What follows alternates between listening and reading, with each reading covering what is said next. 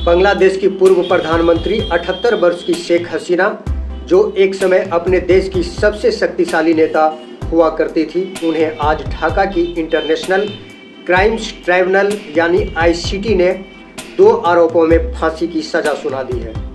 यह जो विशेष अदालत है ढाका की, इसने शेख हसीना को बांग्लादेश में छात्र आंदोलन के दौरान आंदोलनकारियों की हत्या का दोषी माना है और संयुक्त राष्ट्र का ऐसा दावा है कि बांग्लादेश में जुलाई से लेकर अगस्त 2024 तक छात्र आंदोलन के दौरान 1400 से ज़्यादा लोग मारे गए थे और शेख हसीना के खिलाफ इसके अलावा दर्जनों और मामले भी चल रहे हैं। शेख हसीना के साथ बांग्लादेश के पूर्व गृह मंत्री को भी फांसी की सजा सुनाई गई है और पूर्व पुलिस चीफ ने शेख हसीना के खिलाफ क्योंकि गवाही दे दी थी, इसलिए उन्हें बहुत कम सजा दी गई है। आईसीटी बांग्लादेश की एक स्पेशल कोर्ट है जो अंतर्राष्ट्रीय कानूनों के आधार पर काम करती है और शेख हसीना को मौत की सजा का ऐलान होते ही कोर्ट में मौजूद कई लोगों ने तालियां बजानी शुरू कर दी और शेख हसीना के समर्थक भावुक होकर रोने लगे।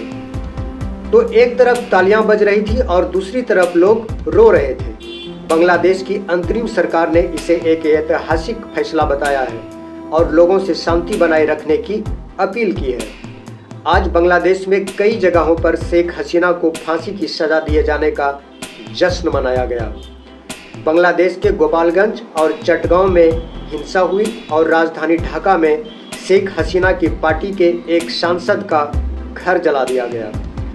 आप कह सकते हैं कि बांग्लादेश में इस समय तनाव का माहौल है। जो शेख हसीना के राजनीतिक प्रतिद्वंदी हैं वो जश्न मना रहे हैं और शेख हसीना के जो समर्थक हैं वो लोग दुखी हैं और गुस्से में हैं। अब इस फैसले के बाद क्योंकि शेख हसीना बांग्लादेश की गुनहगार है, वहां की अदालत ने उसे फांसी की सजा दी है। अब बांग्लादेश की सरकार ने भारत सरकार से यह कहा है कि वह शेख हसीना को वापस बांग्लादेश भेज दे, उनके प्रत्यार्पण की मांग की है।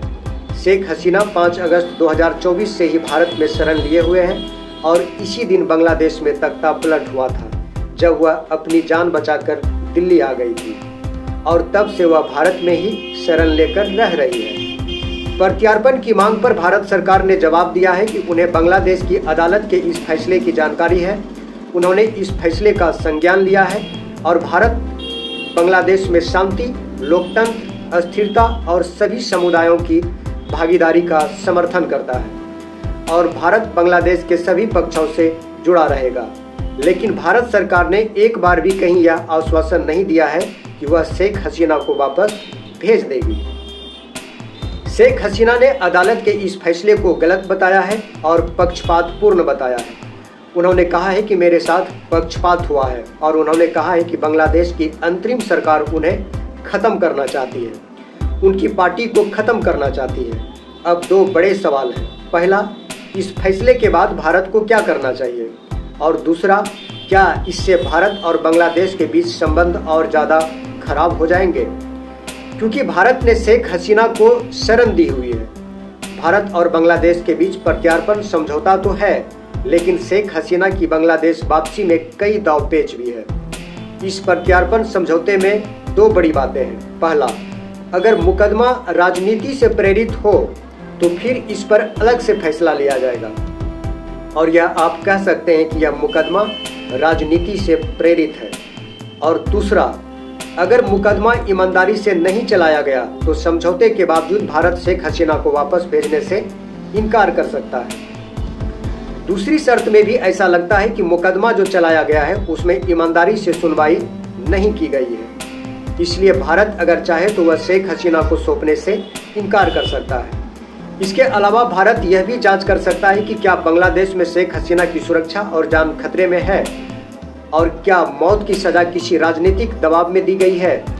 अगर भारत को बांग्लादेश में शेख हसीना की जान के लिए कोई भी खतरा दिखाई देता है तो फिर भारत प्रत्यार्पण को रोक सकता है। खुद शेख हसीना के पास भी इस प्रत्यार्पण को रोकने के विकल्प हैं। उन्हें अगले 30 दिन के अंदर बांग्लादेश की सुप्रीम कोर्ट में इस फैसले के खिलाफ अपील करने का अधिकार है, लेकिन उसके साथ एक शर्त भी जुड़ी हुई है और वो यह है कि अपील करने के लिए सुप्रीम कोर्ट में शेख हसीना को खुद बांग्लादेश जाना होगा और अगर एक बार वह बांग्लादेश चली गई तो फिर उनके लिए बहुत दिक्कत हो सकती है।